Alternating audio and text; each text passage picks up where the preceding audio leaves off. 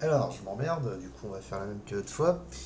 Sauf que là, je vais pas expliquer GSC, je vais expliquer comment dump les CSV. Enfin, pas dump, plutôt découvrir la structure des CSV. Ou ça peut être généralisé pour n'importe quelle structure, hein. Je vais utiliser une méthode très simple, là, c'est peut-être pas plus facile. Quand même commence, mais au final, c'est un peu la moins chiante pour moi. Alors, comment dump les CSV? Moi, je me base sur le fait que les CSV, bah, ils sont utilisés dans le code GSC. Ça se part toujours d'un truc de GSC pour moi. Et avec les méthodes table lookup, et il y en a quelques-unes, table lookup, et ensuite nom du fichier. C'est toujours nom du fichier CSV, et ensuite des valeurs. Euh, Byro, c'est celle qu'on va principalement utiliser. On peut obtenir le nombre de roses. On peut aussi en théorie obtenir le nombre de colonnes. Non, enfin de lignes du coup pour ça et de colonnes pour l'autre. Enfin, on s'en fout. Ça va peut-être pas vous intéresser tout de suite. Du coup, qu'est-ce qu'on va faire? On va prendre la première et on va regarder quelle hache elle a dans le jeu. Du coup, si je vais dans mon petit outil à la con qui me permet de hacher les chaînes des caractères. Je suis en train de regarder Black Ops 6, du coup je regarde ici le hachage de Black Ops 6. Si j'étais sur M2A3 ou M2A2, je regarderais ici. Et pour Black Ops 3, Black Ops 4 ou Black Ops Cold War, je regarderai ici, mais structure un peu plus différente, mais ça reste toujours la même. Alors, comment est-ce qu'on fait là? Pareil, hein, c'est plus B pour moi, je crois. Et ensuite, on va chercher ce texte. Ouais, on peut prendre le premier, je suppose. Voilà. Donc, ouais, j'ai dû regarder avant, je pense, il y a un moment. Donc, ça nous fait arriver ici, sur celui-ci. Là, si on appuie sur D, on peut convertir ça dans un quad au lieu que ça soit directement un bit, un octet. Et on remarque que c'est notre H. Du coup, juste à côté, même principe, on convertit ça en quad et on remarque qu'on obtient une fonction. Cette fonction, qu'est-ce que c'est? Ça va être notre fonction pour lookup le GSC, enfin le CSV. Du coup, on peut la renommer GSC. Je sais plus comment ça s'appelle. Ah oui, GSC. Table lookup by row. Là, c'est la VM, on n'en a pas vraiment besoin. Je peux la définir, je pense. Je dois l'avoir quelque part. Il y a moyen que ce soit ce truc-là. Ça a l'air d'être ça. Voilà. Alors, comment on lit les fonctions GSC?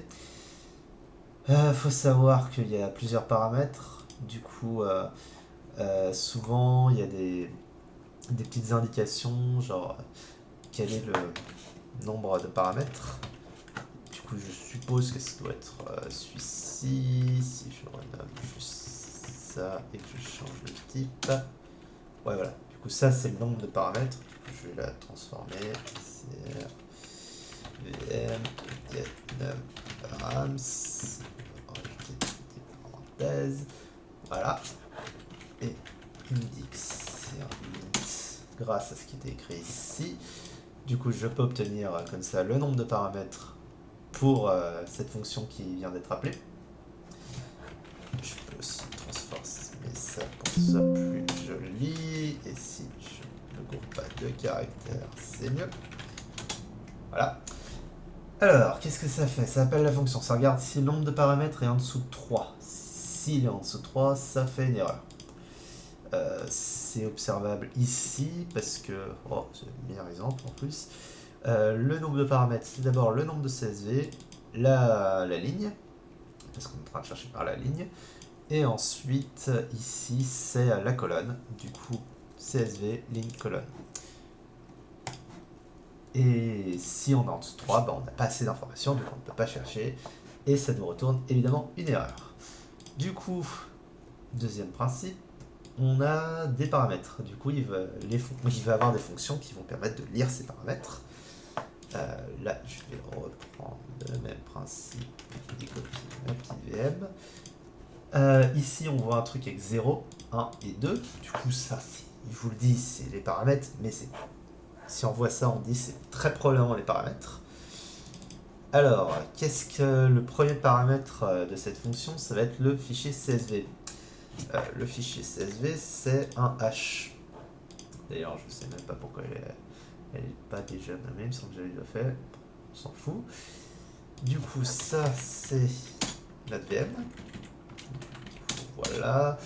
Et en gros, ouais, voilà. Du coup, si le type il vaut string, string en général c'est 2 pour à peu près toutes les VM, ouais, voilà.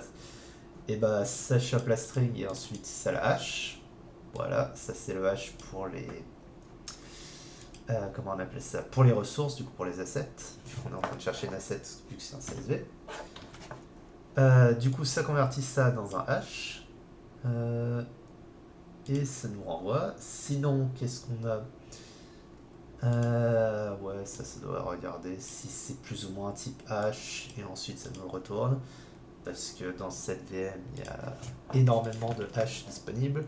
Il y a ceux pour les ressources, il y a celui de base, celui qui est aussi pour les ressources, c'est exactement le même méthode, du coup je sais pas trop à quoi il sert, pour les divars, pour les tailles, et pour les composants, je dirais, je sais pas trop. Du coup il y a beaucoup de hash différents, et ça c'est comment le compilateur a optimisé de vérifier que c'était tous les hash, il le fait d'un coup, et il voit que c'est bon. Du coup ça on peut directement convertir. Comment c'est utilisé ici? On voit que ça n'utilise pas de type de retour, c'est directement ça. Du coup, on peut dire que le type de retour, il n'y en a pas, parce qu'ici, on n'a rien. Ça prend la VM, ça prend bah, la sortie du hash.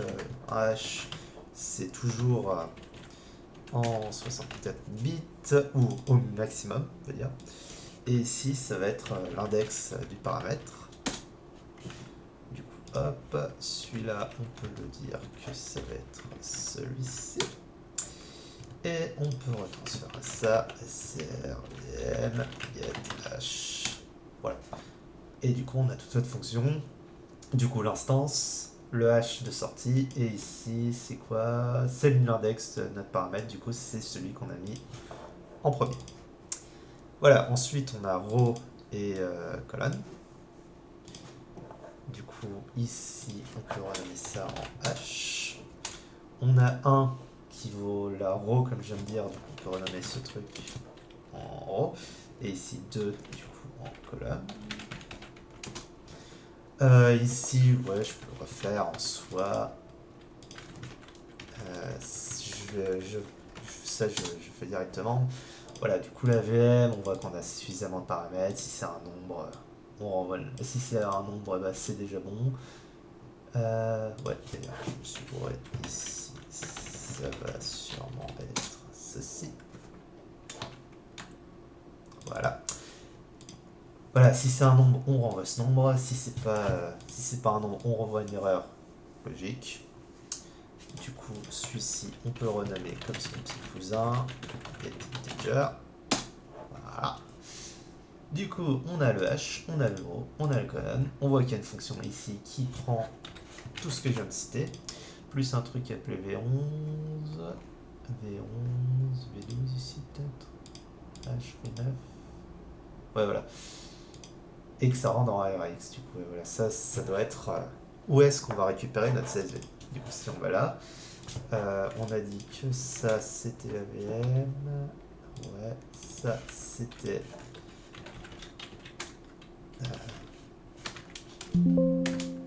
je sais pas écrire, c'était le nom qu'on voulait, du coup le hash, ça c'était la row et la colonne. Voilà. Du coup, ici doit vérifier que le nom est correct, sinon ça fait une erreur, c'est-à-dire que le nom est vide. Ici, qu'est-ce qu'on a? On a exactement ce qu'on voulait. Du coup, là, ça va être le nom de l'asset. Et là, ça va être la sortie. Du coup, on obtient à partir de cette fonction. Bon, normalement, cette fonction, elle est pas nommée. Ici, ça doit être. Je vais tout copier. Comme ça va disparaître. Donc, comme ceci. Et ensuite, ça en 8. Voilà, c'est censé ressembler à quelque chose comme ça. Avec ici un pointeur. En général, les assets, elles viennent de cette fonction. Du coup, db, soit en hash, soit en string, soit quelque chose. Et vu que j'ai déjà su, ici, ça va être les string tables. Du coup, ce pointeur ici, on peut déjà commencer à le créer. Ça va être notre structure où il y aura la string table. On peut déjà commencer à donner des données un peu vides. C'est pas vraiment... C'est pour plus tard. Comme ça, on sait que on aura directement un peu de padding. Il y a moyen de choper la taille directement, mais là, je sais pas si je l'ai sous la main, du coup, on s'en fout. On va directement écrire ça. Du coup, qu'est-ce qu'on a ici? On chope l'asset, on l'obtient dans V3 et on la met dans A2. A2, c'était le pointeur ici, pointeur de pointeur parce que ça définit le pointeur. Et ça semble retourner si ça a trouvé l'asset.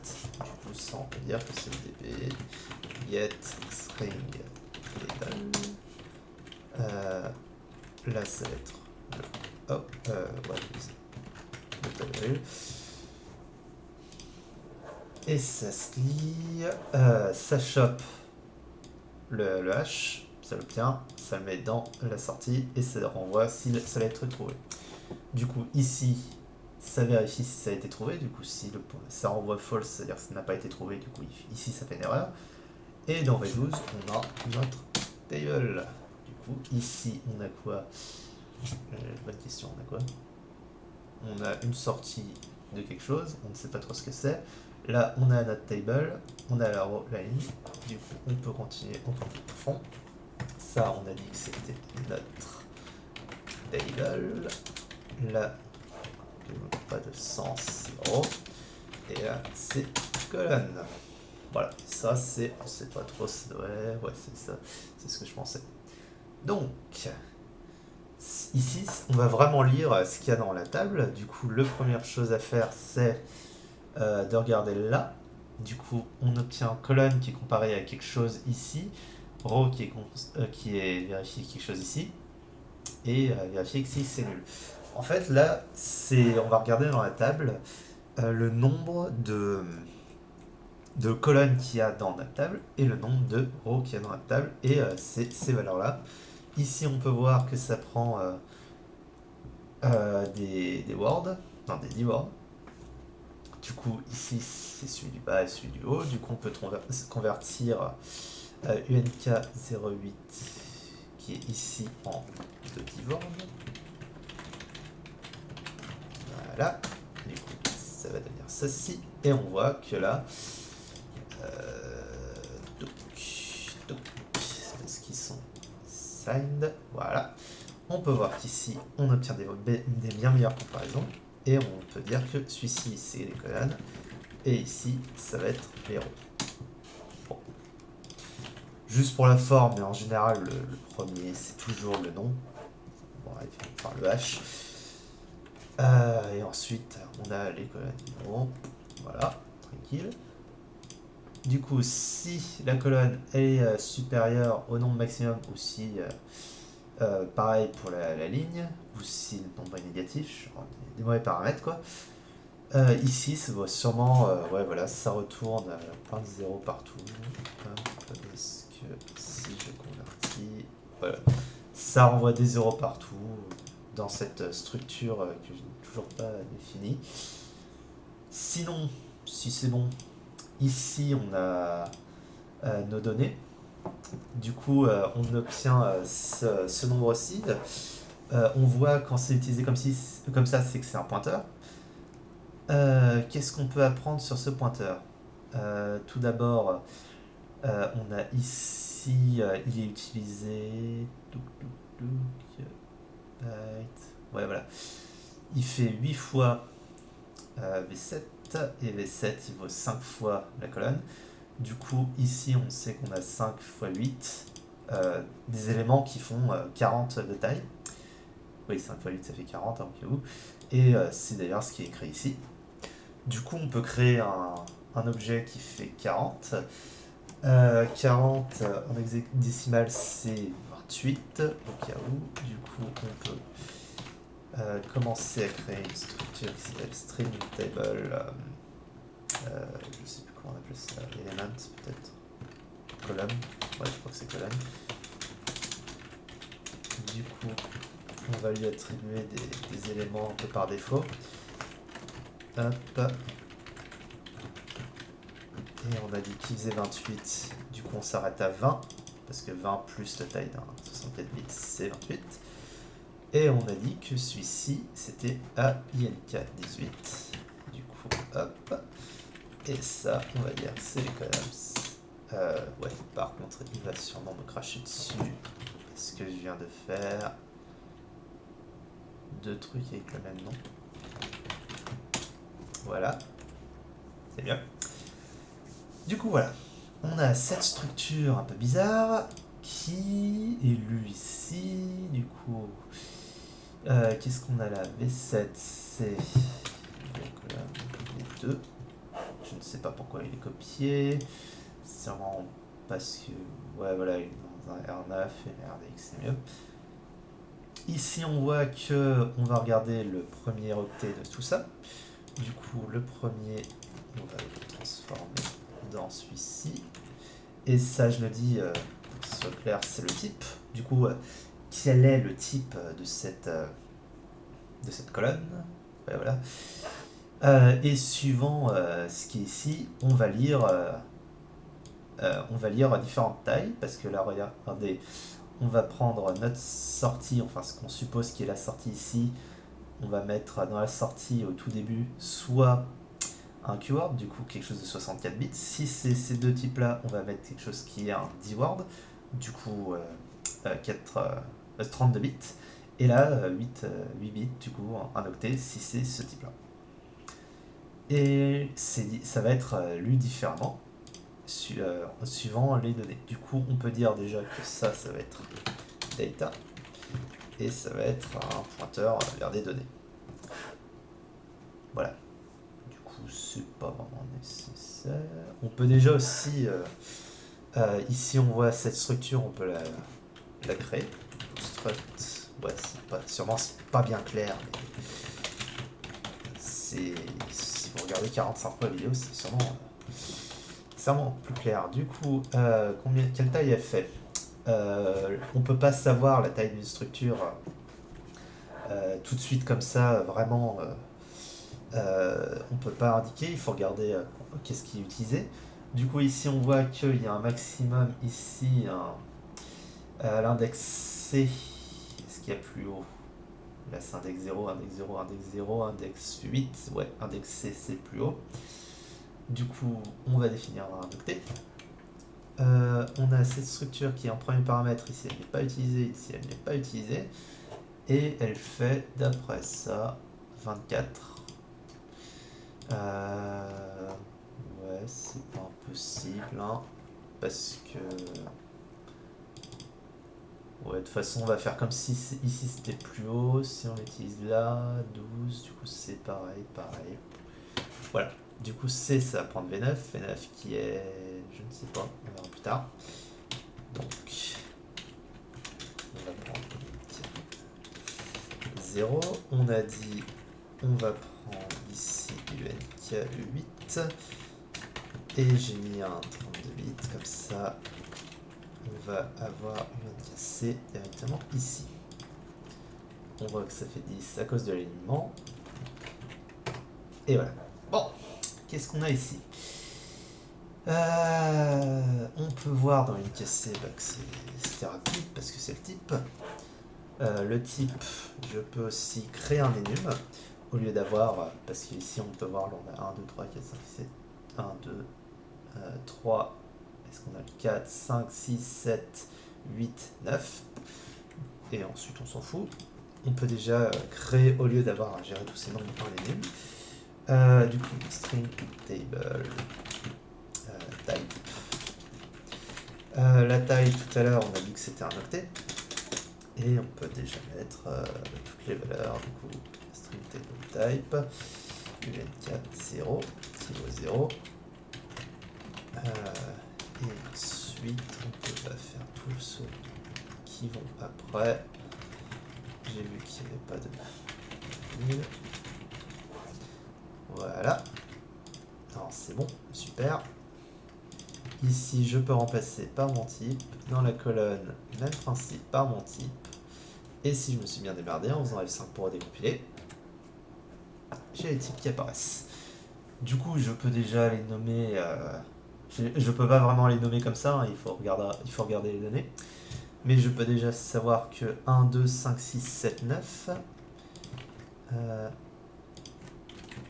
Ça sera en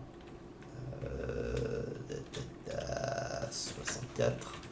1, 2, 5, 6, je crois que c'était 8, 9 si je me suis pas gouré, non 7 je crois. J'ai pas de mémoire. Oh la vache du premier coup.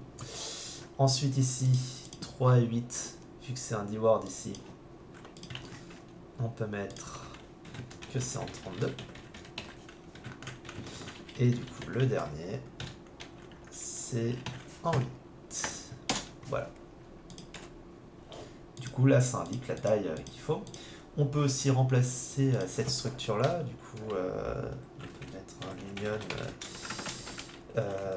string table value. Ça peut être énormément de choses, du coup soit un U64, par exemple un hash, soit ça peut être un float pour un float, ouais, parce qu'on se fait chier. Un entier en 32 bits,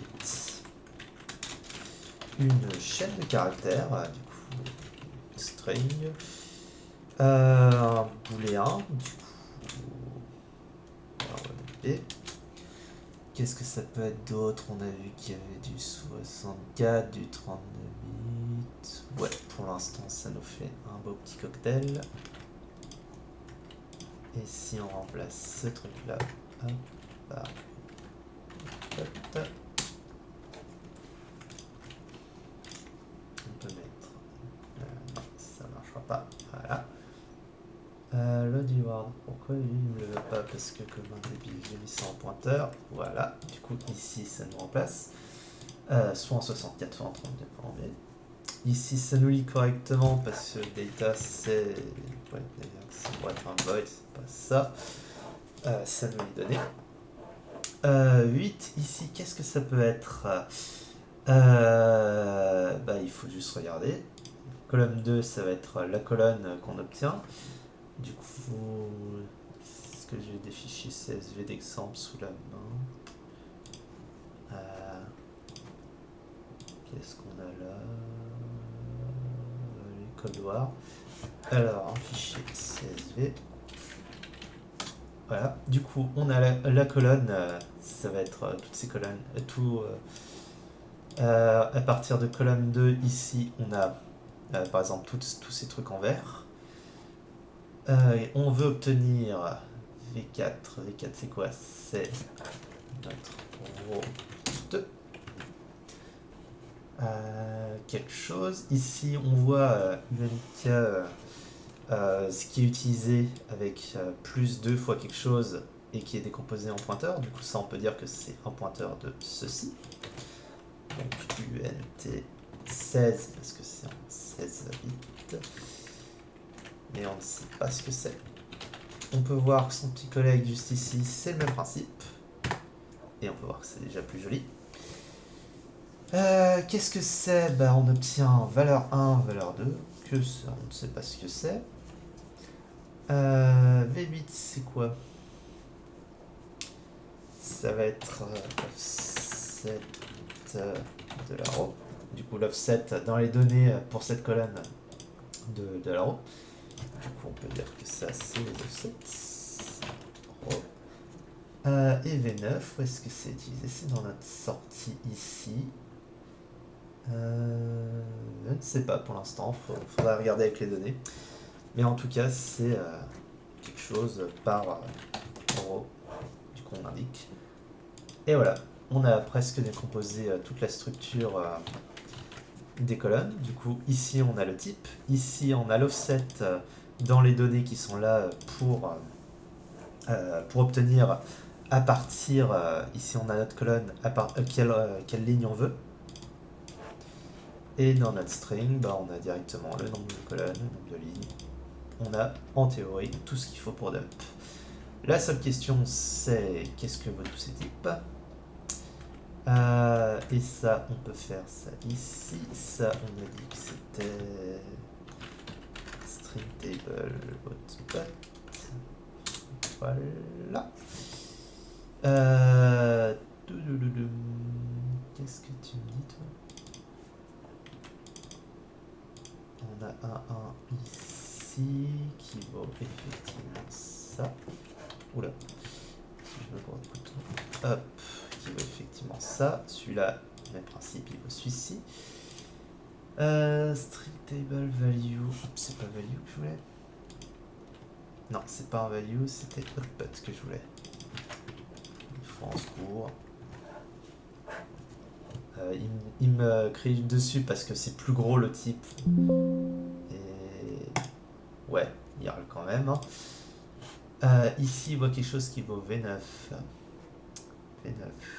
C'est sympa V9 parce qu'on ça m'aide pas V9. Ouais, on utilise quand même RAX. RAX ici, il vaut quelque chose, bah, il vaut le type de sortie. Du coup, en fait, ici, ça devait être quand le type de sortie c'est le même que le premier paramètre.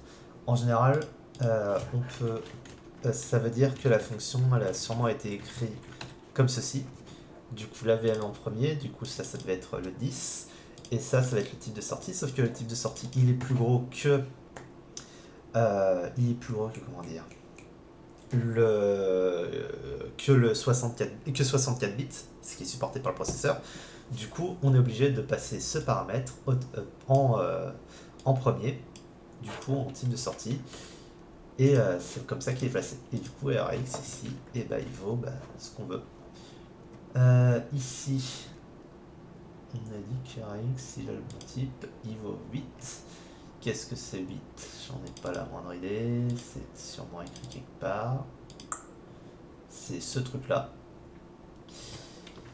On ne sait toujours pas ce que ça vaut. V9.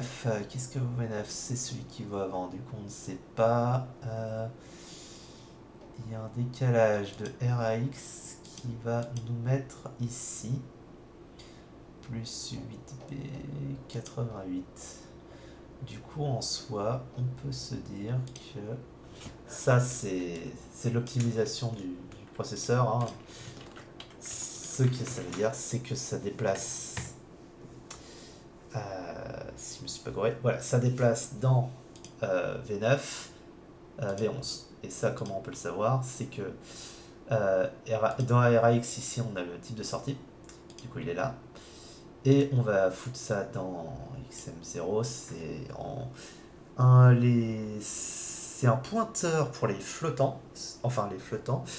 XMM. Sauf que ces registres-là, c'est des registres spéciaux et ils sont en 128 bits. Du coup, c'est pratique pour l'optimizer, enfin pour l'optimiseur, je viens en anglais, je viens, enfin si on sait pas quoi. C'est pratique pour l'optimisateur parce que celui-ci, notre structure ici, vu qu'elle fait, je vous le remontre, output, elle fait 10 en taille 10 octets, vu que 10 octets c'est 128 bits, c'est beaucoup plus pratique d'utiliser ces opérateurs-là que d'utiliser deux opérateurs pour déplacer pour le processeur. Du coup, c'est pour ça que l'optimisation, elle passe par là. Mais au final, ça revient au même parce qu'on va déplacer dans cette variable-là, qui est ici. Ça, on peut le savoir parce que c'est écrit 88 et là, 88. Ce qu'il y a dans XM0 et ce qu'on a mis dans XM0, c'était RX qui est ici. Du coup, on déplace ça dans ça. Du coup, le type de retour, ça va être le type de retour là-dedans. Et voilà. Et du coup, ici, on peut décomposer comme on peut. Qu'est-ce qu'on a alors, voyons voir. V7. Qu'est-ce que ça va être V7? Je m'en aucune. On a tous les types différents. On peut voir que ça ne va pas agir de la même façon suivant la variable.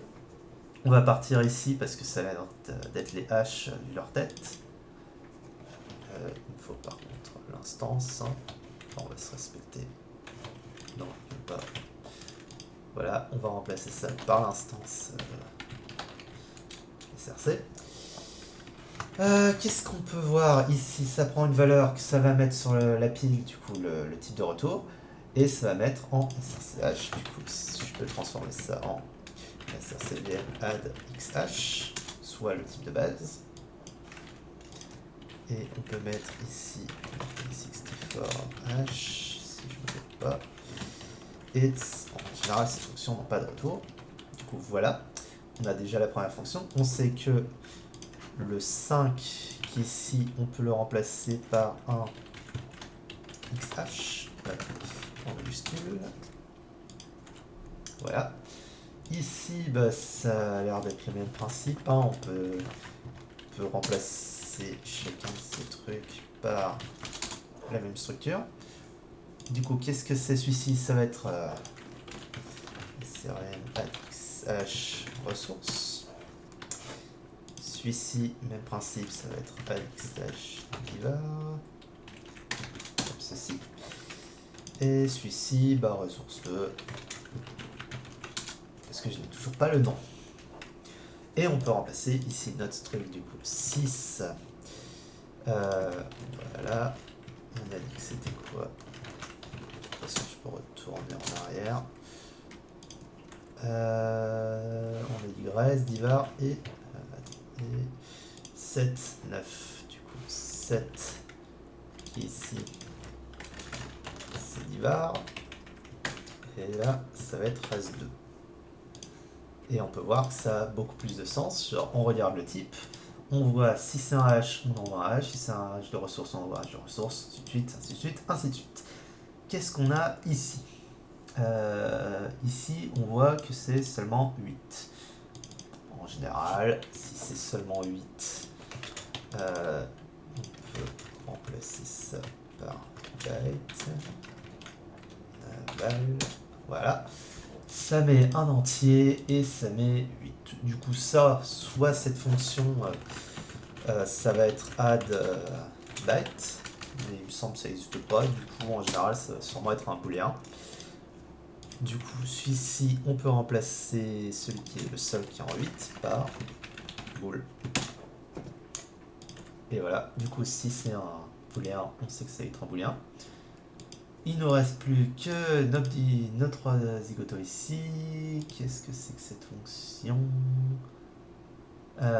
Si c'est le type 1, ça va envoyer ici, qui nous fait un problème d'analyse, c'est super. Du coup, on va regarder un peu l'assembleur. Qu'est-ce qu'on a sous les yeux de type 1 pointage. Ok. Pourquoi il me fait ça? On ne sait pas, ça c'est une DLR, on s'en fout.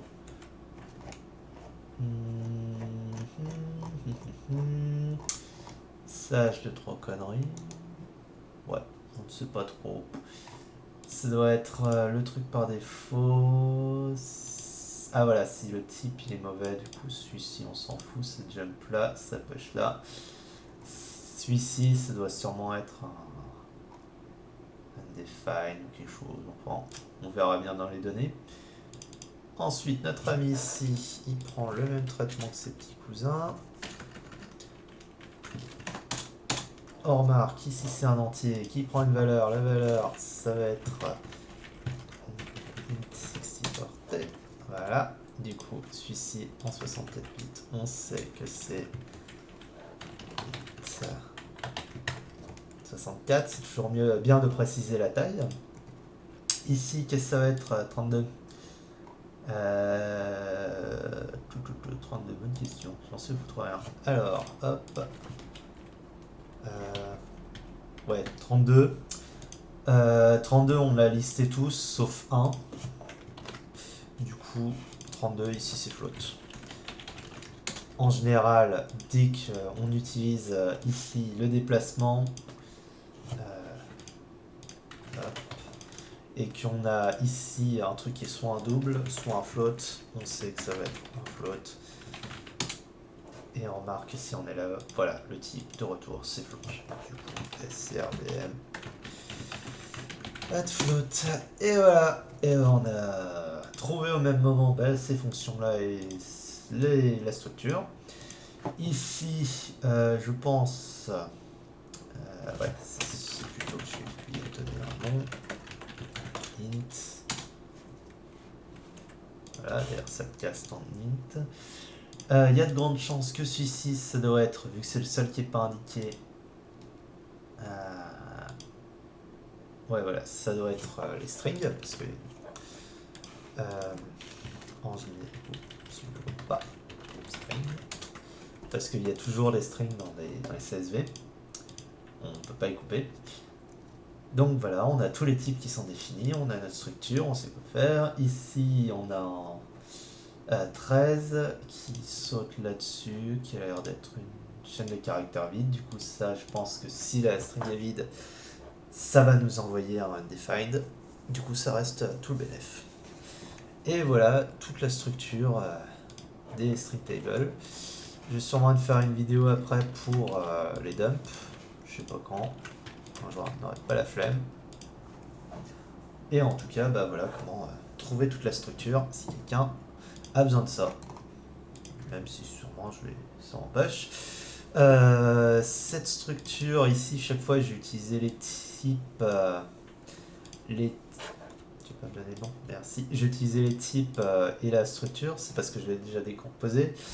Mais en théorie, il y a de grandes chances, ça doit être un truc assez moche comme ça.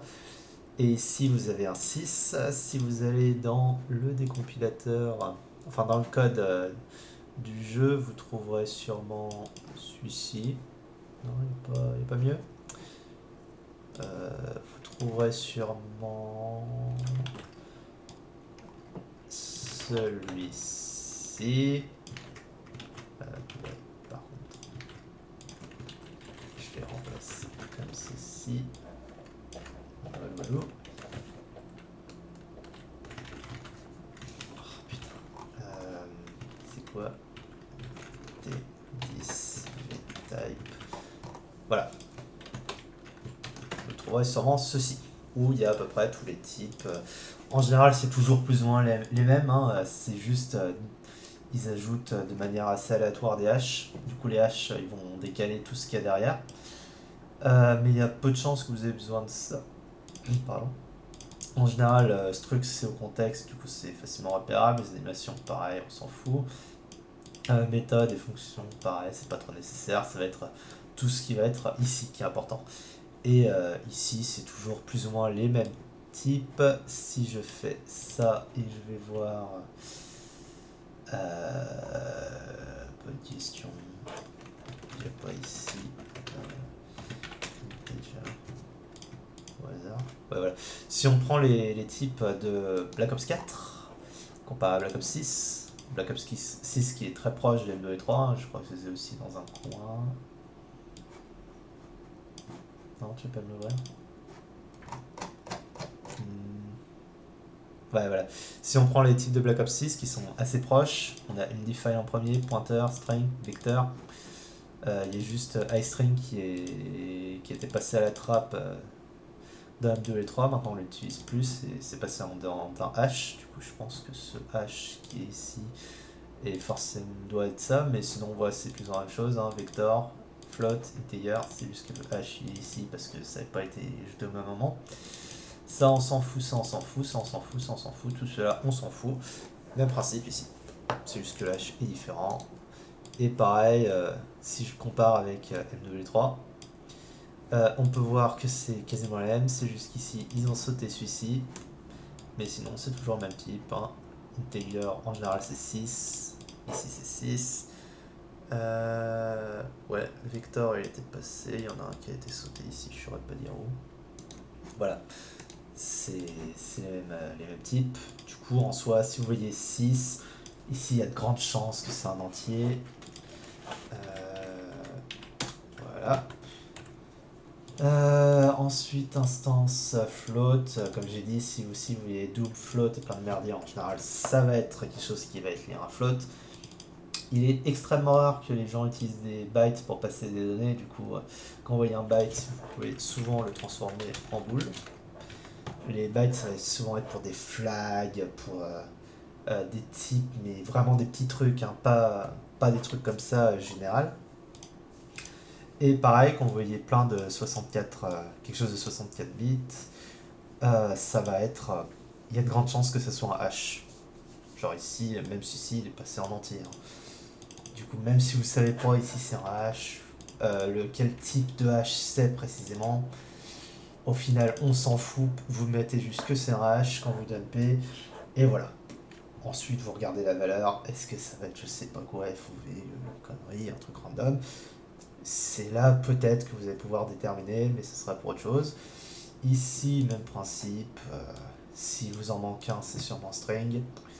Et il n'y a pas beaucoup de types qui sont différents, hein. En tout cas, voilà, hein, si vous avez des questions, n'hésitez pas à ne pas m'en poser parce que je m'en branle. Et voilà. Bon, allez, salut, hein.